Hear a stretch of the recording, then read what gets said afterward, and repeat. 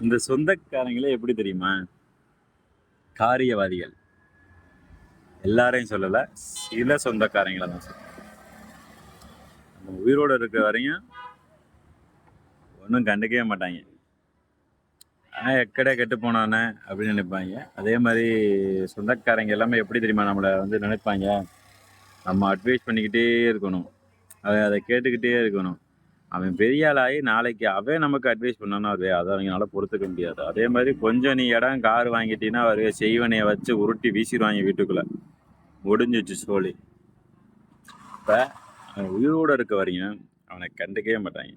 அவனை பத்தி எதுவுமே பேச மாட்டாங்க. நல்லவனு கூட சொல்லியிருக்க மாட்டாங்க. செத்ததுக்கு அப்புறம் வீட்டுக்கு வந்துட்டு ஐயோ அவர் நல்லவர், அதை செஞ்சாரு இதை செஞ்சாரு, அவர் அப்படி வந்தாரு, அவர் வெள்ளை சட்டை போடுவாரு கருப்பு சட்டை போடுவாரு அப்படின்னு சொல்லி ஓவர் பில்டப் கொடுப்பாங்க. அதனால உயிரோடு இருக்கையிலே அடிச்சுக்க பண்ணிக்க சந்தோஷம் இருந்துக்க. செத்ததுக்கு அப்புறம் ஒண்ணுமே பண்ண முடியாது. பார்த்துக்கோ.